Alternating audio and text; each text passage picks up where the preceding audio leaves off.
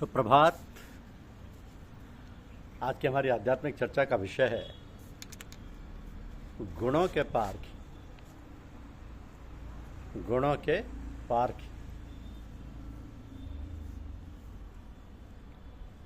एक बार देवराज इंद्र देवताओं के बीच बैठे हुए कह रहे थे कि जो हर समय द्वेष और निंदा में लगा रहता है उसका एक न एक दिन पतन अवश्य होता है। देवों को भी किसी के सिर्फ दोष ना देखकर उसके गुणों को देखने का संकल्प लेना चाहिए। ये सुनकर एक देवता ने कहा, मेरी दृष्टि में ऐसा कोई व्यक्ति नहीं होगा जो किसी के केवल सद्गुणों पर ही दृष्टि डाले। देवराज इंद्र ने कहा, भगवान कृष्ण हैं जो प्रत्येक प्राणी के गुणों का ही चिंतन करते हैं। बुरे से बुरे प्राणी के गुणों पर भी उनकी दृष्टि जाती है। उस देवता ने इंद्र को चुनौती देते हुए कहा, ऐसा हो नहीं सकता।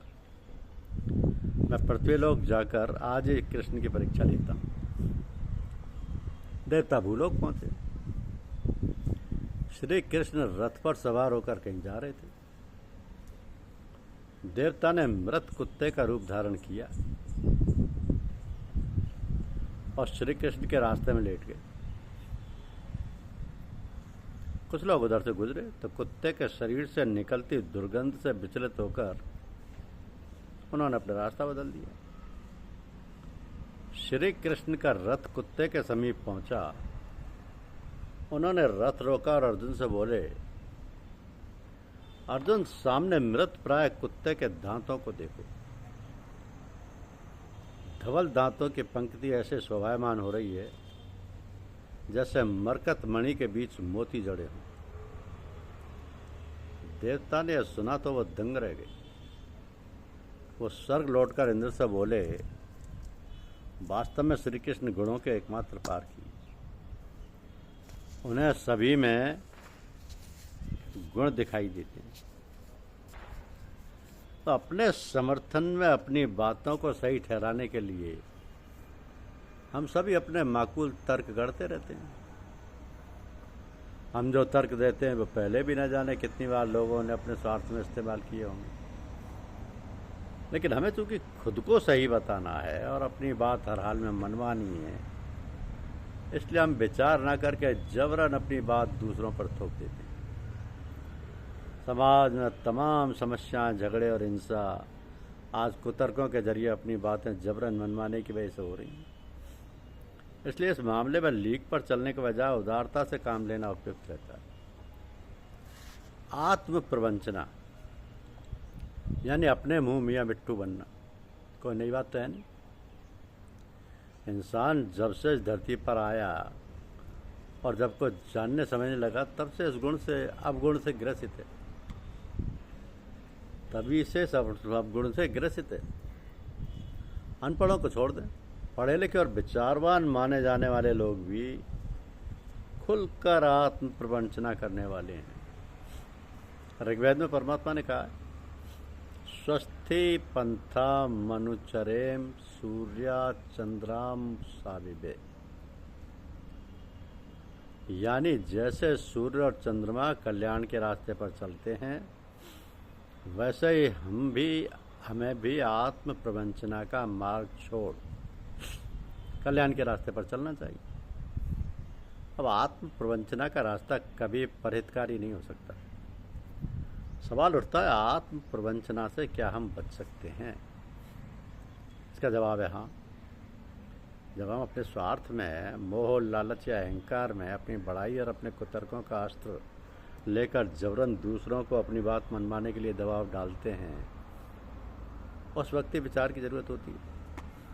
तो विचार से हम आत्म प्रवंचना ही नहीं, तमाम अनर्थों और पापों से भी बच सकते हैं।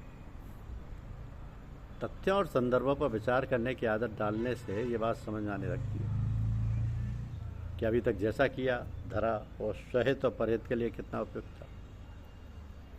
मतलब आत्मनिग्रह विचार की समीक्षा की आदत डालें।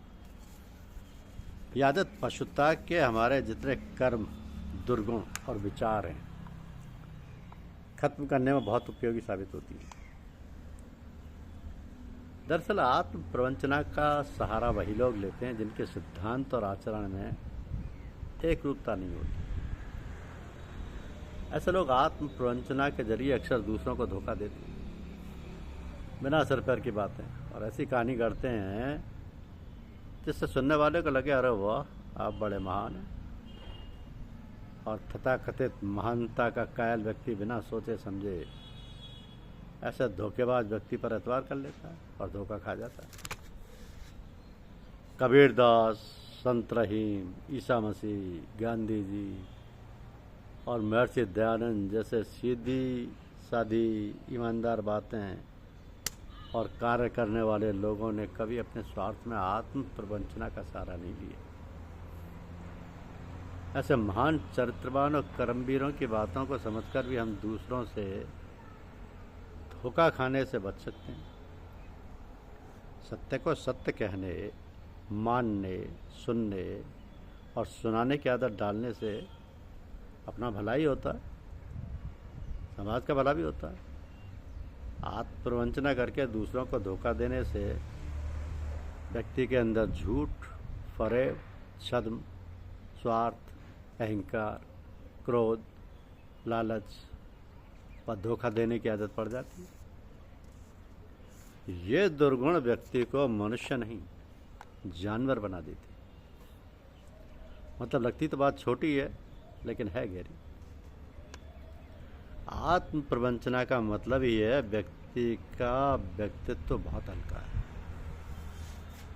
वरना अपने बारे में कहने की जरूरत खुद को नहीं पड़ती, लोग बता देते फला इंसान कितना महान है।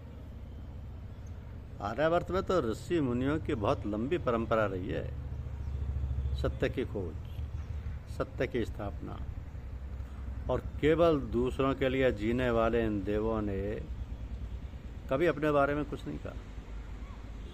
इसलिए वेद, गीता, रामायण और महाभारत पर हम आज भी यकीन करते हैं, हम पर भी लोग यकीन करते हैं। अमरता कार्यों की और विचारों की हमें भी हासिल हो, इसके लिए ज़रूरी है कि हम सत्य के अनुसंधानी वैदिक ऋषियों जैसे जिंदगी जीना शुरू करें। वैदिक ऋषियों जैसी जिंदगी जीना शुरू करें, अपना भला होगा ही, समाज का भी बहुत भला होगा। अपने भले के साथ समाज का भी बहुत भला होगा, क्योंकि अपने आत्म प्रवंचन से हमें अपने स्वयं के अवगुण या दोष दिखाई नहीं देंगे, बल्कि हम क्या करते हैं, पराया छिद्र या ऐसी बातें जिससे किसी का अनिष्ट होता हो, अपने पुण्य की बात और गुप्त शुभ मंत्रणा, इन सब के बारे में ज़्यादा सोचते हैं, जबकि ये तीनों ही चीज़ें हितकारी नहीं है। ये हमारे स्वयं के पतन का कारण है। आत्म प्रवंचना के बजाय स्वयं को छोटा समझो, सामने वाले को बड़ा समझो। यही अदब का तरीका है। जब किसी का सम्मान करोगे तो सम्मान तो आपको स्वतः ही मिलेगा। ये सम्मान ही सम्मान को खींचता है, आदर ही आदर को खींचता है। मन में आपसी भेदभाव, ऊंच नीच, छोटा बड़ा, तेरा मेरा, अपना पराया व मिथ्या ज्ञान जनित अहंकार को हटाकर मन को शुद्ध करो। ये ईश्वर का मंदिर बन जाएगा और आपको सदा रहने वाली परम शांति व आनंद का भंडार स्वतः ही मिल जाएगा, जो इस दुर्लभ मनुष्य योनि की सार्थकता है। धन्यवाद।